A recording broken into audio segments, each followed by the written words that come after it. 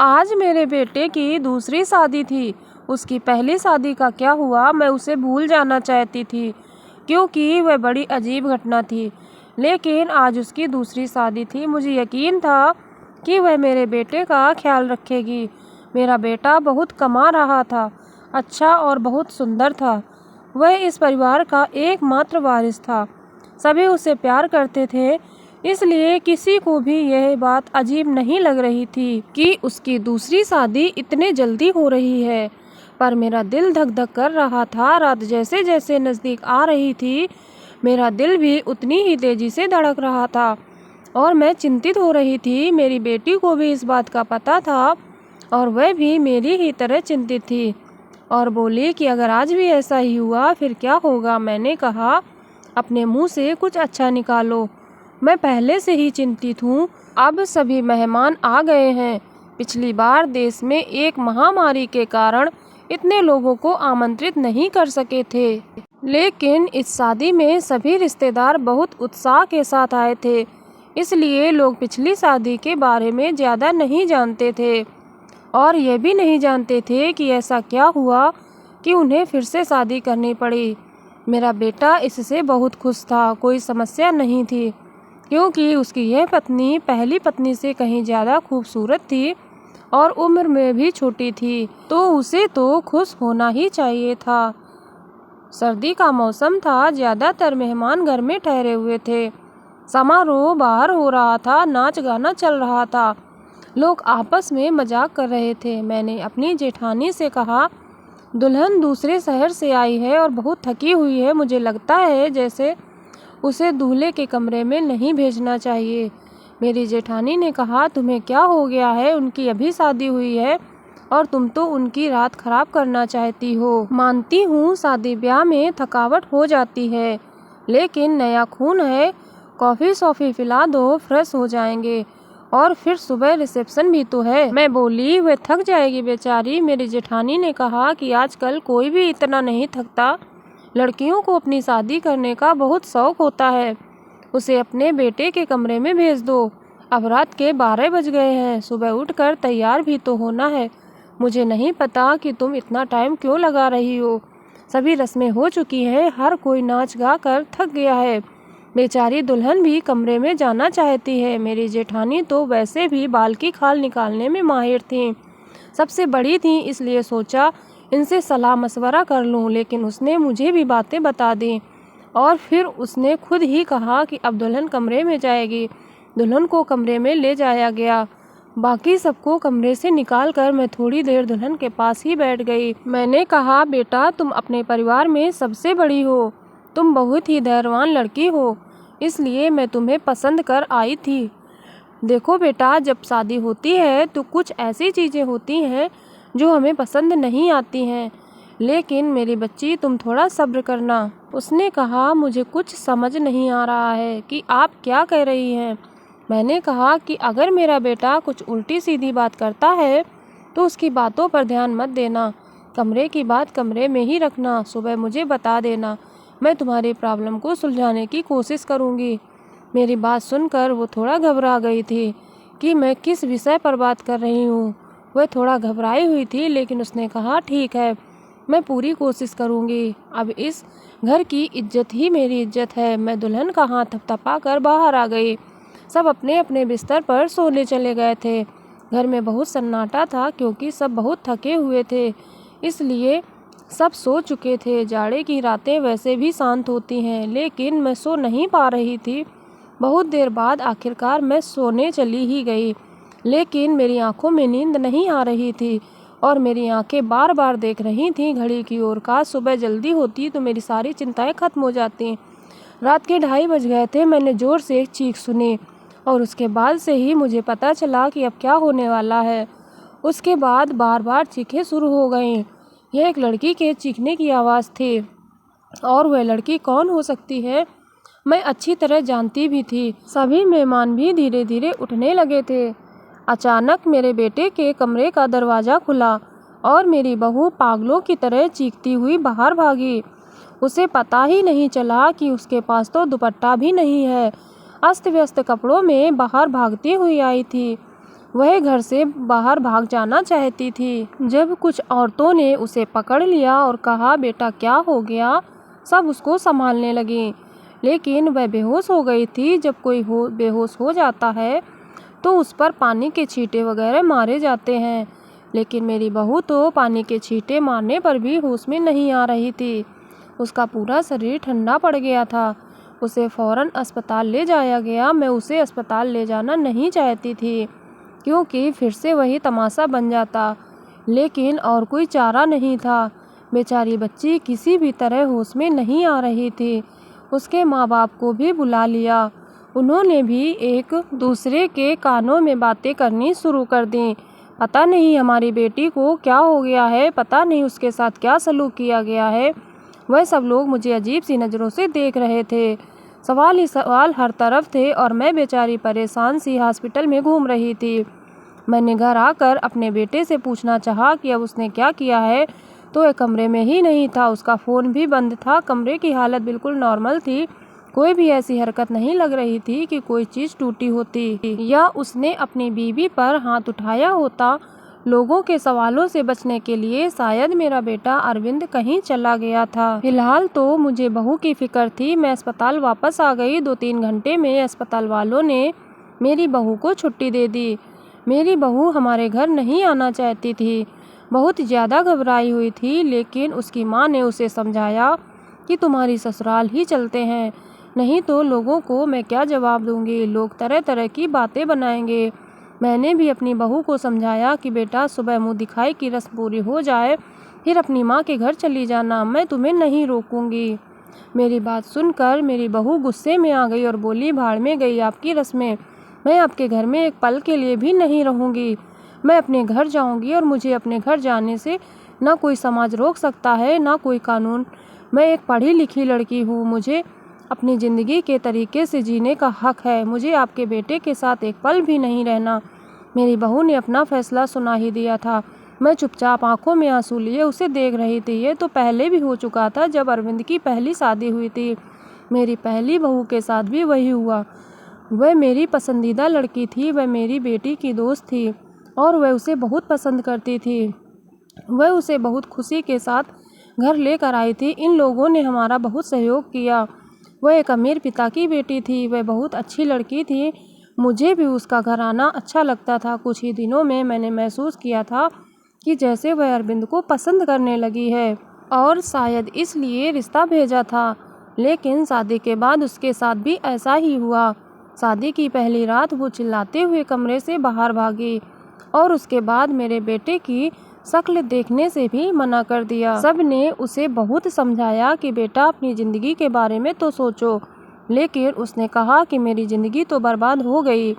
और अब इस लड़की को भी समझाया जा रहा था, लेकिन वह भी यह कह रही थी कि अगर मैंने नहीं रहना तो मैं नहीं रहूँगी आपके बेटे के साथ। मेरा बेटा कोई भी जवाब नहीं दे रहा था, पता नहीं कहाँ चला गया था।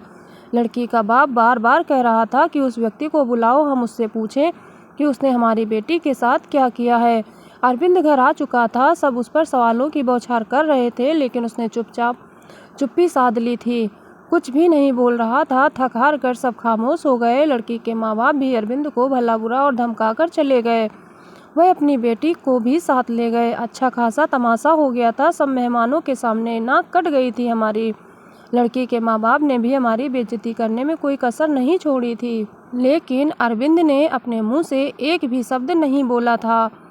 अरविंद के पिताजी तो पहले से ही इस दुनिया से जा चुके थे। सारी बेइज्जती मुझे अकेले ही सहनी पड़ी। घर में जमा लोगों ने भी हमें अच्छी खासी बातें सुना डाली थीं। लड़की की माँ तो काबू में ही नहीं आ रही थी, कुछ चीख चीख कर मुझे भला बुरा कह रही थी, लेकिन उसमें उस बेचारी की क्या गलती थी। आखिर उसकी बेटी की ज़िंदगी तबाह हो गई थी। आज खुद को बहुत अकेला महसूस कर रही थी। मैं काशी अरविंद के पिता होते तो इतनी जल्दी हिम्मत ना हारती। लोगों के ताने को इसने अकेले ही सुनती रही। अरविंद बड़ा था। अरविंद से छोटी मेरी एक बेटी थी जो कॉलेज में पढ़ती थी। सब लोग आपस में कानाफूसी कर रहे थे। अरविंद को लेकर तरह तरह की कहानियाँ बनाई जा रही थी। कोई कह रहा था कि पता नहीं शायद अरविंद पागल है, तो कोई कह रहा था लगता है अरविंद दिमागी मरीज है। तो कोई कह रहा था पता नहीं उसने नई दुल्हन के साथ ऐसा क्या किया कि वह इतना जल्दी डर गई।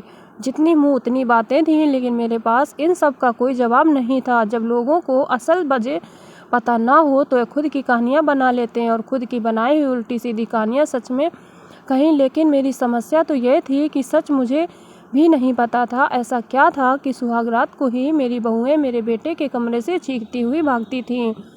उस लड़की ने भी मुझे कुछ नहीं बताया था। मैंने खुद ही अपने मन में सोचा, हो सकता है उसने अपने माँ बाप को कुछ बताया हो।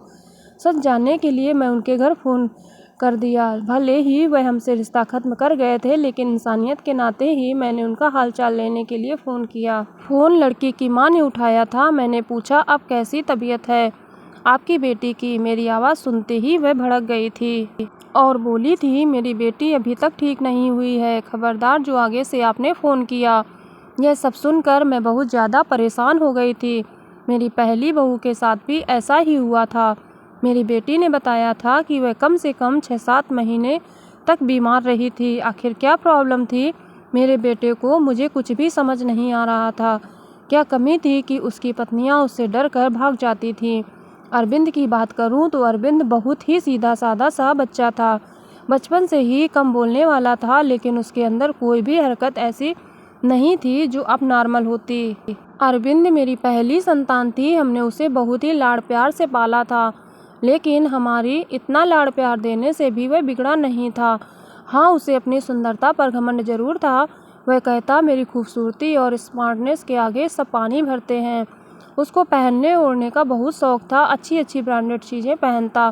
पढ़ाई में भी अच्छा था। नौकरी भी टाइम से कर ली थी। अपनी बहन के लिए भी एक जिम्मेदार भाई था। अपनी बहन श्रुति को कॉलेज लेकर जाता और वापस लेकर आता। घर में खर्च के लिए पैसे भी देता। कभी मुझसे ऊंची आवाज़ में बात नहीं करता। उसके दोस्त भी कोई ऐसे नहीं थे जो मैं कहती हूँ कि गलत संगत में पड़ गया है। कोई नशा भी नहीं करता था। बस उसके कुछ गिने चुने ही दोस्त थे। यह सबसे अच्छा दोस्त था जो बाहर विदेश में रहता था। कभी कभी उससे फ़ोन पर बात भी होती थी। मुझसे भी अपने दोस्त की बात करवाता था। कभी कभी मुझसे कहता, मम्मी क्यों ना हम श्रुति की शादी इसी से कर दें, बहुत ही अच्छा लड़का है। कुल मिलाकर सब कुछ नॉर्मल ही था। लेकिन यह जो 2 बार हुआ था, यह बिल्कुल भी नॉर्मल नहीं था। पता नहीं मेरे बेटे में क्या कमी थी। ऐसा क्या करता था अपनी पत्नियों के साथ कि वह भाग जाती थी। दिन धीरे धीरे आगे सरकते गए। अरविंद थोड़ा नॉर्मल हो चुका था। अब घर में थोड़ी बहुत बात करने लगा था। इस बार मैंने सोचा कि अरविंद की तीसरी शादी कराऊं और ऐसी लड़की से कराऊं जो मुझे बताए कि आखिर सुहागरात के कमरे में आखिर अरविंद ऐसा क्या करता है कि दुल्हन भाग जाती है। अरविंद की दूसरी दोनों पत्नियों से तलाक हो चुकी थी। मैं यह भी चाहती थी कि यह जो बहू आए वह मेरे घर में ही रहे, यहाँ से भागकर ना जाए। मैं किसी की ज़िंदगी बर्बाद नहीं करना चाहती थी, क्योंकि मैं भी एक बेटी की माँ थी और मैं ये अच्छी तरह से जानती थी कि तलाक का धब्बा एक लड़की के लिए कितनी बड़ी बदनामी होती है। बहुत सोच विचार के बाद मैं इस नतीजे पर पहुंची कि मैं अरविंद की शादी एक शादीशुदा औरत से करवाऊंगी, जिसकी पहले से ही शादी हो चुकी हो और वह तलाकशुदा हो या फिर विधवा हो। और जल्दी ही मुझे ऐसी लड़की मिल भी गई। लड़की वालों को भी शादी की जल्दी थी, इसलिए उन्होंने भी ज़्यादा छानबीन नहीं की। लड़की कम उम्र की रही थी, लेकिन बहुत ज़्यादा सुंदर नहीं थी। बस ठीक ठाक थी। दुबली पतली और सामान्य से नाक नक्शे की लड़की थी। मैंने लड़की वालों को बताया कि मेरे बेटे की एक शादी हो चुकी है और मेरे बेटे की पत्नी कुछ समय ही रही, फिर वह छोड़कर चली गई थी। थोड़ा बहुत झूठ बोलना पड़ा, क्योंकि सच बताने की स्थिति में मैं बिल्कुल नहीं थी। लड़की वाले शादी के लिए राजी हो गए थे। मैंने अरविंद को लड़की की फ़ोटो दिखाई तो उसमें शादी से साफ इनकार कर दिया। बोला, मुझे शादी नहीं करनी है। इतनी आम सी शकल सूरत की लड़की है, मुझे इससे शादी बिल्कुल नहीं करनी है। अरविंद की बात सुनकर मैंने उसे डांटते हुए कहा था, चुप हो जा। जिस तरह की तेरी हरकतें हैं, उन हरकतों के चलते तो तेरी कभी भी शादी नहीं होनी चाहिए थी। लेकिन एक मामला सोचती हूँ, कब तक बैठी रहूँगी और तेरा ध्यान रखूँगी। मेरे जाने के बाद कोई तो ऐसा हो जिसके साथ तू अपनी ज़िंदगी गुजार सके। बोलते बोलते मेरी आंखों में आंसू आ गए। मेरी आंखों में आंसू देखकर अरविंद चुप हो गया, शादी के लिए रजामंदी दे दी और उठकर कमरे में चला गया। कहीं न कहीं अरविंद के दिल में चोट जरूर था। वह मुझसे नजरें चुरा रहा था, लेकिन इस बार मैंने भी तय कर लिया था कि मैं सच जानकर ही रहूंगी। मैंने पहले ही सोच लिया था कि इस बार मैं लड़की को अपने भरोसे में ले लूंगी, लेकिन उसे यह नहीं बताऊंगी कि पहले उसकी पत्नियां डरकर भाग गई थीं। उसे प्यार से समझा दूंगी, उसे भरोसा दिलाऊंगी कि अगर कुछ ऐसी वैसी बात है तो मुझे बताए, मैं उस समस्या का समाधान करूंगी। इस बार शादी का प्लान बहुत ही सादगी से करने का था और फिर मैंने बहुत ही सादगी से अरविंद की शादी करा दी। लड़की का नाम रश्मि था, बहुत ही प्यारी बच्ची थी। मेरी बेटी ने मना भी किया था कि मम्मी रहने दे, भाई को भाई के हाल पर छोड़ दें, लेकिन मैंने उसे समझाया था कि बेटा, हो सकता है तेरे भाई के साथ कुछ मसला हो जिसे सुलझाना हमारा फर्ज है। शादी निपट गई। इस बार मैंने ज़्यादा मेहमानों को नहीं बुलाया था। घर में ही कुछ मेहमान थे जो मेरे रिश्ता नहीं बल्कि मेरे कुछ जानने वाले, मेरे कुछ सहेलियां वगैरह थे और उनके परिवार वाले थे। रश्मि को मैं अरविंद के कमरे में ले गई। उसे बेड पर बिठाते हुए मैंने रश्मि का हाथ अपने हाथों में ले लिया और उसे हल्के से दबाते हुए बोली, रश्मि बेटा, तुमसे बहुत ही ज़रूरी बात करनी है, बहुत ही ध्यान से मेरी बातें सुनो। रश्मि आश्चर्य से मुझे देखने लगी कि भला ऐसी कौन सी ज़रूरी बात है जो अभी करनी है। मैंने रश्मि को समझाते हुए कहा, बेटा, अरविंद से शादी के लिए राजी नहीं था। बहुत ही मुश्किल से मैंने उसे शादी के लिए तैयार किया था। हो सकता है तुम्हें डराने की कोशिश करे जिससे कि तुम उसे छोड़कर भाग जाओ, लेकिन बेटा, तुम्हें डरना नहीं है। जो भी हो, तुम्हें सब कुछ मुझे बता देना है। बस तुम्हें उसके डराने धमकाने में या उसकी बातों में आने की ज़रूरत नहीं है। रश्मि ने मेरी बातों को सुनकर हाँ में सर हिला दिया था। मैं थोड़ी संतुष्ट हुई थी और रश्मि को आराम करने का बोलकर बाहर आ गई। मैं अपने कमरे में नहीं गई, वह हर हाल में ही सोफे पर लेट गई। श्रुति को मैंने उसके कमरे में भेज दिया कि तुम जाओ, सो जाओ, बहुत रात हो चुकी है। श्रुति कमरे में जा चुकी थी, लेकिन जाते जाते उसने कहा था कि मम्मी जी, आप जो भी कर रहे हो गलत कर रहे हो। आप भी हर समस्या का हल सिर्फ शादी ही समझती हैं। आपको किसी की बेटी की ज़िंदगी को यूं बर्बाद नहीं करना चाहिए। श्रुति जा चुकी थी। मैं सोफे पर लेटी दिल ही दिल में अपने भगवान को याद कर रही थी और दुआ मांग रही थी कि हे भगवान, ये रात अच्छे से बीत जाए। बहुत ही खामोशी थी। ऐसा लग रहा था जैसे तूफान आने की पहली की खामोशी हो। घड़ी की टिक टिक भी मेरे सर पर हथौड़ी की तरह लग रही थी। मैं अपने भगवान को मनाने में लगी हुई थी कि तभी वही हुआ जिसका मुझे डर था। रश्मि चीखते हुए बाहर आई थी और पागलों की तरह घर के बाहर भाग जाना चाहती थी। मैंने जैसे तैसे करके उसे बाहर गेट से अंदर लिया था। मैंने उसे जैसे तैसे समझाकर थोड़ा शांत किया तो कुछ बोलने की स्थिति में ही नहीं थी। जब थोड़ा शांत हुई तो वह बोली कि आपको अपने बेटे की पहले मेडिकल जांच करानी चाहिए थी। अगर आप ऐसा नहीं करा लेती तो आपको मुझे यह दिन देखना नहीं पड़ता। रश्मि तो बहुत ही समझदार थी, उसके पास तो कोई दूसरा ऑप्शन भी नहीं था। वह तो हर हाल में इस शादी को निभाने की सोचती, लेकिन रश्मि ने भी इस रिश्ते को नहीं निभाया और वह अरविंद को छोड़कर चली गई। दूसरे दिन रश्मि के घर से फ़ोन आया कि अपने बेटे से कहकर हमारी बेटी को तलाक दिलवा दो, नहीं तो हम ये काम अदालत से भी करवा सकते हैं। मैं सदमे की हालत में फ़ोन पकड़े रही सोफे पर बैठ गई। यानी कि अब अरविंद को कोई मजबूरी में भी अपनाने के लिए तैयार नहीं था। पहले जो मैं 2 बहुएं लाई थी वह अमीर घराने की और सुंदर पढ़ी लिखी थी, लेकिन रश्मि तो विधवा थी, गरीब घराने की थी और बहुत ज़्यादा सुंदर भी नहीं थी। रश्मि को मैंने पहले ही सब कुछ समझा दिया था, तभी तो इतना ज़्यादा विधवास हो गई थी। आखिर ऐसी क्या कमी थी मेरे बेटे में जो हम जेवरात दुल्हन को देते थे, दुल्हन के घर वाले शादी के दूसरे दिन ही वापस कर देते थे। मैं तो दहेज भी नहीं लेती थी। फिर आखिर ऐसा क्या किया था कि ऐसे खूबसूरत पढ़े लिखे और अमीर घराने लड़के को छोड़कर भी लड़कियां भाग जाती थी। मेरा दिमाग सोच सोच कर फटा जा रहा था। कैसे पता लगाएं कि आखिर बात क्या है। अरविंद भी अपने मुंह से कुछ कहने को तैयार नहीं था। जब भी इस बारे में कुछ बात करने की कोशिश करती तो वो उठकर बाहर चला जाता, मुझे बात करने का मौका ही नहीं देता था। लेकिन अब मैं हर वक्त अरविंद पर नज़र रखने लगी थी, उसकी एक एक हरकत पर ध्यान देती थी।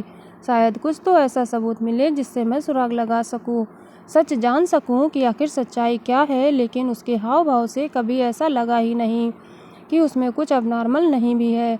एकदम नॉर्मल लड़कों की तरह था जैसे और लड़के होते हैं। मुझे कोई भी रास्ता सुनाई दिखाई नहीं दे रहा था। एक दिन तंग आकर मैंने अरविंद के दोस्त को फ़ोन लगाया, उसी विदेश में रहने वाले दोस्त को। मैंने उससे पूछा, नितिन, तुम अरविंद के इकलौते दोस्त हो जिससे अरविंद अपने दिल की सारी बातें करता है। मुझे अरविंद के बारे में कुछ बताओ। उसने अपने जीवन के बारे में तुमसे ज़रूर कुछ ना कुछ बताया होगा। लेकिन यह सुनकर तो मैं हैरान हो गई। उसने अपने दोस्त को अपने बारे में कुछ भी नहीं बताया था और बस यही बात मुझे बहुत अजीब लगी। क्या उसने अपने दोस्त को क्यों नहीं बताया? मैंने 3 बार शादी की है और मेरी 3 पत्नियां मुझे छोड़कर भाग गई हैं, लेकिन उसने यह बात अपने दोस्त को नहीं बताई, जो कि उसका दोस्त सबसे अच्छा दोस्त था। मुझे यह काफ़ी अजीब लग रहा था, लेकिन शायद उसने नहीं बताया क्योंकि वह शर्मिंदा होना नहीं चाहता होगा।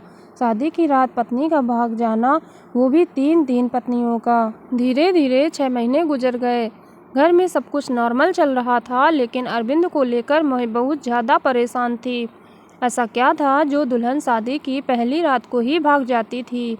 मैंने एक बार फिर अरविंद की शादी के लिए सोचा और इस बार मैंने ठान लिया कि सच्चाई जानकर ही रहूँगी। इस बार मैंने लड़की को सब कुछ बता दिया, कुछ भी नहीं छुपाया। और लड़की भी किसी ऐसी लाई जिसे शादी की सख्त ज़रूरत थी, क्योंकि ये लोग बहुत गरीब थे और उसके घर में उसके 2 छोटे भाई थे।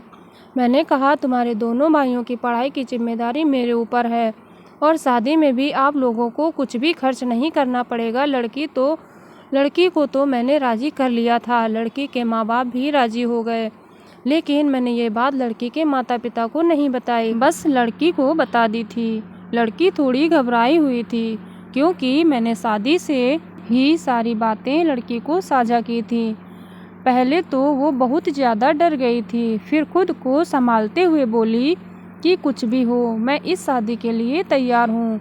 अगर मेरे थोड़े से त्याग से मेरे भाइयों की ज़िंदगी बनती है तो उसमें बुराई क्या है? जो कुछ भी होगा उसे सहन करूँगी। और वैसे भी सारे समझौते औरतों को ही करने पड़ते हैं। लड़की, जिसका नाम सुमन था, भले ही गरीब घर की थी, लेकिन बहुत ही संस्कारी और समझदार लगी। मुझे दिल में बहुत खुशी हुई कि अगर सुमन मेरी बहू बनती है और मेरे घर में टिकी रहती है तो ये मेरे लिए बहुत ही सौभाग्य की बात होगी। संस्कारी होने के साथ साथ सुमन बहुत ही खूबसूरत भी थी और इस बार शादी मंदिर में हुई थी। सब कुछ ठीक था और हैरानी की बात तो ये थी कि रात गुजर चुकी थी और सुबह हो चुकी थी। सुबह होते ही मैंने कमरे का दरवाज़ा खटखटाया, लेकिन किसी ने दरवाज़ा नहीं खोला। मैं बहुत परेशान थी, कोई दरवाज़ा नहीं खोल रहा था। थोड़ी देर बाद कमरे की दूसरी चाबी लेकर आई और मैंने खुद दरवाज़ा खोला। कमरे के अंदर का दृश्य देखकर मेरी चीख निकल गई। मेरी बहू बेहोश पड़ी थी। अरविंद कमरे में कहीं भी नज़र नहीं आ रहा था, शायद बाथरूम में था। मैंने जल्दी से डॉक्टर को बुलाया। डॉक्टर ने कहा कि वह सिर्फ और सिर्फ डर की वजह से बेहोश हुई है। उसके शरीर पर किसी भी तरह के कोई चोट के निशान नहीं हैं। अरविंद के चेहरे से भी चिंता झलक रही थी। ऐसा लगता था कि जैसे वह भी परेशान है इन सब हालातों से। अच्छे से चेकअप कराने के बाद और कुछ दवाइयाँ देकर डॉक्टर साहब चले गए थे। डॉक्टर ने कहा था कि सुमन को जल्दी ही होश आ जाएगा। अरविंद भी तैयार होकर अपने ऑफिस के लिए निकल गया था। मैं सुमन के पास ही बैठी रही। थोड़ी देर में सुमन ने आंखें खोल दी। होश में आते ही वह बाहर की तरफ भागी थी, ये कहते हुए कि मुझे यहाँ नहीं रहना है, मुझे अपने घर जाना है, अपने मम्मी पापा के पास। मैंने सुमन का हाथ पकड़ लिया। सुमन, तुम ऐसा नहीं कर सकती। मैंने तो तुम्हें सारी सच्चाई बता दी थी और तुम मान भी गई थी, फिर तुम अब ऐसा क्यों कर रही हो? लेकिन सुमन मेरी कुछ भी सुनने को तैयार नहीं थी। रोते हुए बोली, आंटी जी, मुझे माफ़ कर दो, मैं मजबूर हूँ, मैं यहाँ नहीं रह सकती। आप बेफिक्र रहें, मैं अपने मम्मी पापा को कुछ नहीं बताऊँगी, सब कुछ हैंडल कर लूँगी। बस आप मुझे इस घर में रहने को ना कहें। लेकिन सुमन, मुझे बताओ तो सही, ऐसा आखिर क्या हुआ था? मैं सच जानना चाहती हूँ। सुमन, तुमने मुझसे वादा किया था कि तुम अरविंद की सच्चाई मुझे बताओगी। आंटी, अरविंद के बारे में मैं कुछ नहीं बता सकती। अगर मैंने अरविंद के बारे में बोला तो वो मुझे जान से मार देगा। मुझे अपनी जान की परवाह नहीं है, लेकिन अरविंद मेरे भाइयों को भी नहीं छोड़ेगा। प्लीज़ मुझे जाने दें।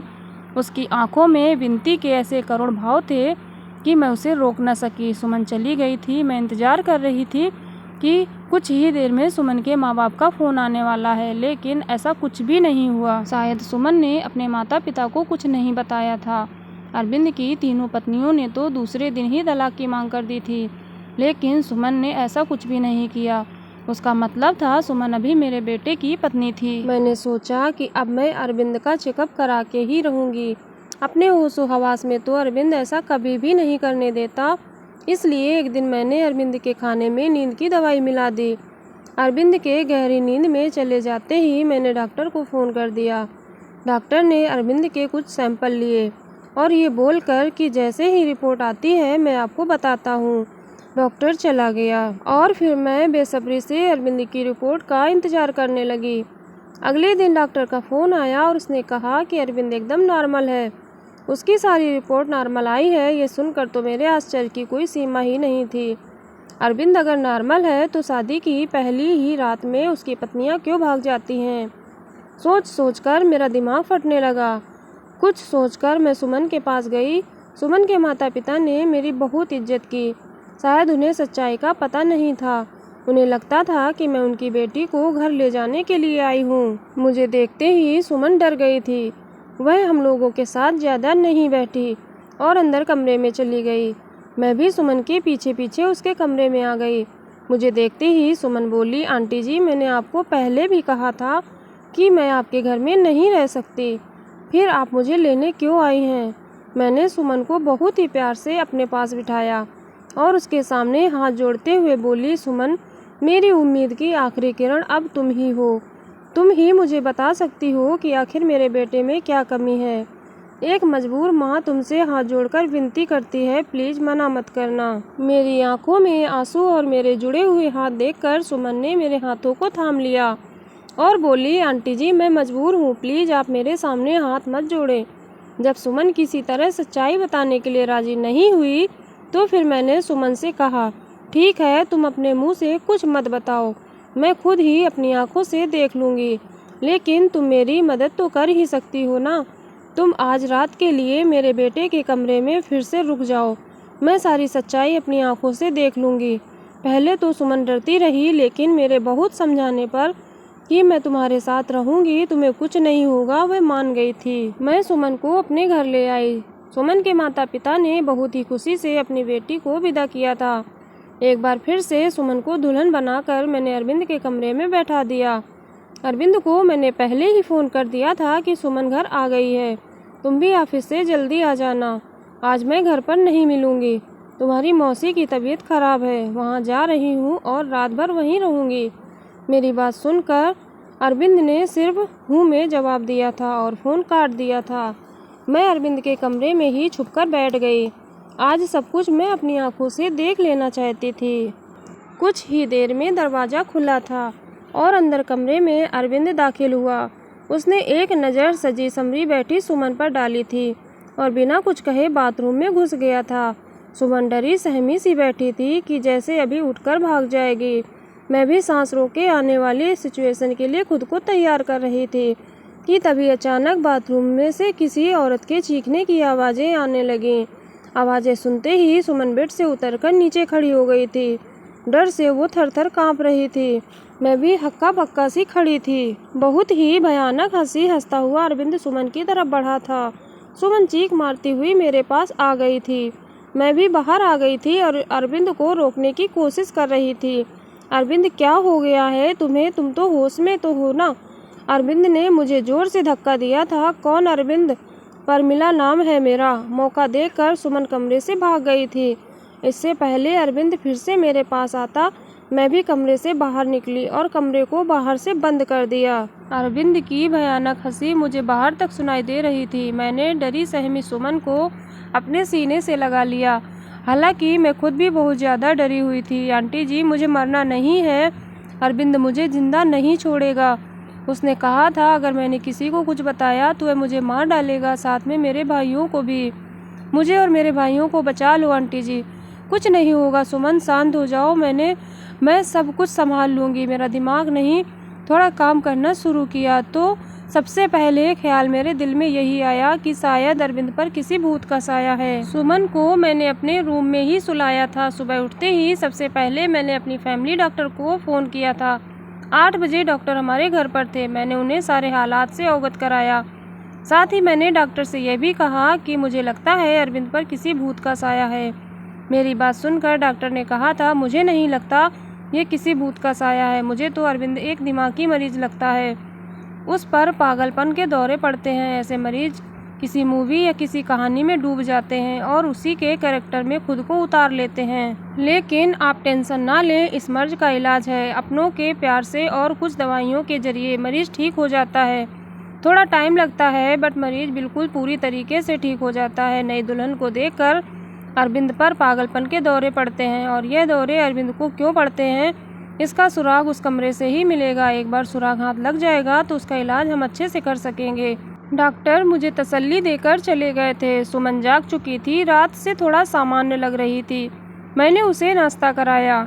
नाश्ता करते हुए सुमन बोली कि मुझे लगता है कि अब मुझे घर चले जाना चाहिए। सुमन के सर पर प्यार से हाथ फेरते हुए मैं बोली, सुमन बेटा, सबसे पहले तो तुम मुझे आंटी कहना बंद करो, तो तुम मुझे मम्मी कहो। और दूसरी बात, अब यही तुम्हारा घर है। इतना सब कुछ अपनी आंखों से देखने के बाद भी आप ये सब कैसे कर सकती हैं? सुमन ने हैरानी से पूछा। मैंने सुमन से कहा, अभी डॉक्टर से मेरी बात हुई थी। अरविंद बिल्कुल ठीक हो जाएगा, बस उसे थोड़े से प्यार और थोड़ी सी देखभाल की ज़रूरत है जो हम दोनों मिलकर उसे देंगे। मेरा यकीन करो, अरविंद बहुत ही अच्छा लड़का है, तुम्हें बहुत ही प्यार से रखेगा। मेरे बहुत देर तक समझाने पर और अपने माँ बाप के हालात को देखते हुए सुमन राजी हो गई थी। मैंने बहुत ही प्यार से सुमन से कहा था, सुमन बेटा, अब तो एक बार मुझे मम्मी जी कहो। और सुमन ने मुस्कुराते हुए मुझे मम्मी जी कहा था, जिसे सुनकर मेरे दिल में ठंडक उतर गई थी। मुझे उम्मीद की किरण नजर आई थी कि मेरा बेटा ठीक हो जाएगा, उसका भी घर बस जाएगा। 10 बजे के करीब अरविंद के दरवाजे पर खटखट की आवाज़ आई थी। मैंने कहाँ पर हाथों से दरवाज़ा खोला था। सुमन को मैंने अपने कमरे में भेज दिया था। अरविंद एकदम तरोताज़ा तैयार खड़ा था। मुझे देखते ही नाराज़गी से बोला, क्या मम्मी जी, मेरा दरवाज़ा बाहर से बंद किसने कर दिया? मुझे ऑफिस के लिए लेट हो रहा है। मैंने उससे एकदम नॉर्मल ही बात की थी। पता नहीं बेटा कैसे बंद हो गया, चलो तुम नाश्ता कर लो। मैंने उस पर कुछ भी जाहिर नहीं होने दिया। अरविंद ने नाश्ता किया और ऑफिस के लिए निकल गया। अरविंद के ऑफिस निकलते ही सबसे पहले मैं अरविंद के कमरे में गई और उसकी तलाशी ली। मुझे ज़्यादा मेहनत नहीं करनी पड़ी। सामने ही बेड पर मुझे कुछ किताबें दिखीं। सुमन भी अब मेरे पास आ चुकी थी। सारी किताबें सेम थीं। सब किताबों में एक ही उपन्यास था जिसमें कोई परमिला नाम की लड़की थी। शादी की रात ही उसके पति ने उसे कमरे से धक्के देकर बाहर निकाल दिया था और अगले ही दिन दूसरी दुल्हन ले आया था। प्रमिला धीरे धीरे दिमागी मरीज बन गई थी। दुल्हन को देखते हुए उस पर दौरे पड़ने लगते थे। अब तो किसी शादी में दुल्हन को देखती तो उसे मारने के लिए भागती थी। प्रमिला के ससुराल वालों ने उसे पागल घोषित कर दिया और उसके मायके भेज दिया। दुल्हनों को देखकर प्रमिला का पागलपन कम नहीं हुआ था और प्रमिला के कैरेक्टर में भी अरविंद ने खुद को उतार लिया था। मैंने डॉक्टर को फ़ोन करके सारी बातें बताईं। डॉक्टर ने कहा कि आप लोग बिल्कुल भी ना घबराएं, मैं कुछ दवाइयाँ दूंगा और जो कि उपन्यास अरविंद पढ़ता है वह सारी किताबें आप रूम से बाहर निकाल दें। धीरे धीरे प्यार से अरविंद को समझाना पड़ेगा और उसे प्रमिला के कैरेक्टर से निकालना पड़ेगा। धीरे धीरे डॉक्टर की दवाइयों से और सुमन और मेरी मेहनत से अरविंद ठीक होने लगा था। सुमन अरविंद के सामने सिंपल सी रहती थी, कोई भी बनाव श्रृंगार नहीं करती थी। अरविंद के व्यवहार में बहुत बदलाव आने लगा था। उसकी आंखों में मैंने सुमन के लिए प्यार देखा था। सुमन कहीं भी जाती अरविंद की निगाहें उसका पीछा करती थीं। अरविंद का इलाज चलते आज 3 महीने हो चुके थे। सुमन ने जिस मेहनत और लगन से मेरा साथ दिया था उसकी मैं कायल हो गई थी। कोई बहुत ही अच्छे कर्म किए थे जो मुझे सुमन जैसी बहू मिली थी। सुमन अब भी मेरे साथ मेरे कमरे में ही सोती थी, लेकिन आज मैंने सोच लिया था कि सब कुछ फाइनल हो जाना चाहिए। मुझे पूरा विश्वास है कि अब अरविंद बिल्कुल ठीक हो चुका है। मैंने सुमन से कहा कि सुमन, आज तुम्हें आखिरी कदम और उठाना पड़ेगा। इसके बाद तुम्हारी ज़िंदगी में खुशियाँ ही खुशियाँ होंगी। सुमन नासमझी से मेरी तरफ देखने लगी और फिर मैंने उसे समझाया कि सुमन, आज तुम्हें दुल्हन बनकर अरविंद के कमरे में बैठना होगा। मेरी बात सुनकर सुमन डर गई थी, लेकिन फिर जल्दी ही संभल भी गई। शायद उसे भी यकीन था कि अरविंद अब ठीक हो चुका है। वह भी अरविंद की प्यार भरी नज़रों को समझ चुकी थी। सुमन, तुम्हें अब डरने की कोई ज़रूरत नहीं है। तुम दरवाज़ा खुला रखना, दरवाजे के बाहर ही खड़ी रहूँगी मैं, जब तक कि तुम दोनों के बीच में सब कुछ ठीक नहीं हो जाता। जैसे ही तुम्हें कुछ गलत लगे तो फ़ौरन बाहर भाग आना। रात को अरविंद के आने से पहले ही मैंने सुमन को दुल्हन की तरह सजाया। अरविंद के बेड को बहुत ही खूबसूरती से सजाया था मैंने।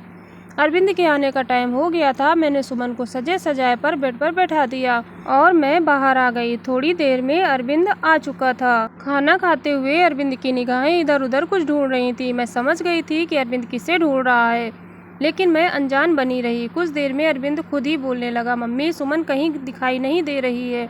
क्या कहीं गई हुई है? मेरे बोलने से पहले ही श्रुति बोल पड़ी, भैया भाभी तो आपके ही। इससे पहले कि श्रुति अपनी बात पूरी करती, मैंने उसे चुप करा दिया। मैंने मुस्कुराते हुए कहा, अरविंद, तुम पहले खाना खत्म करो, उसके बाद अपने कमरे में जाओ तो तुम्हें अपने सवाल का जवाब मिल जाएगा। खाना खाने के बाद अरविंद अपने कमरे में चला गया। मेरा दिल जोरों से धड़क रहा था। पता नहीं अब क्या होने वाला है। हे भगवान, सब कुछ ठीक हो। मैं भी अरविंद के पीछे पीछे चली और गेट पर ही रुक गई। मैं अंदर कान लगाकर सुनने की कोशिश कर रही थी कि अंदर सब कुछ ठीक तो है। खड़े खड़े मुझे काफ़ी देर हो गई थी, लेकिन अभी तक अंदर शांति थी और कुछ ही देर में मुझे सुमन और अरविंद की सरगोशियाँ सुनाई देने लगीं। प्यार में डूबी हुई सरगोशियाँ। मैं मुस्कुरा दी और मेरे अंदर तक सुकून उतर गया। मन ही मन मैंने भगवान को धन्यवाद दिया और अपने कमरे में आकर के सुकून से लेट गई। सुबह मेरी आंख देर से खुली। जल्दी जल्दी उठकर किचन की तरफ भागी तो सुमन को किचन में पहले से मौजूद पाया। मुझे देखकर सुमन के चेहरे पर मुस्कुराहट आ गई। सुमन की झुकी हुई नज़रें और शर्मीली मुस्कुराहट से ही मैं पहचान गई कि सब कुछ ठीक है। मैंने प्यार से सुमन के माथे को चूमते हुए कहा, सुमन बेटा, तुम इतनी सुबह किचन में क्या कर रही हो? सुमन थोड़ा शर्माते हुए बोली, मम्मी जी, अरविंद को कॉफ़ी चाहिए थी, वही बना रही थी। सुमन को कॉफ़ी बनाता छोड़कर मैं बाहर हाल में आ गई। सोफे पर बैठकर मैंने अपनी आंखें बंद कर लीं। आज मेरे अरविंद के और सुमन के जीवन में खुशियाँ ही खुशियाँ थीं। भगवान मेरे परिवार को किसी की नज़र न लगे। स्टोरी पसंद आई हो तो लाइक ज़रूर करें। आप सभी का वीडियो में आने के लिए धन्यवाद।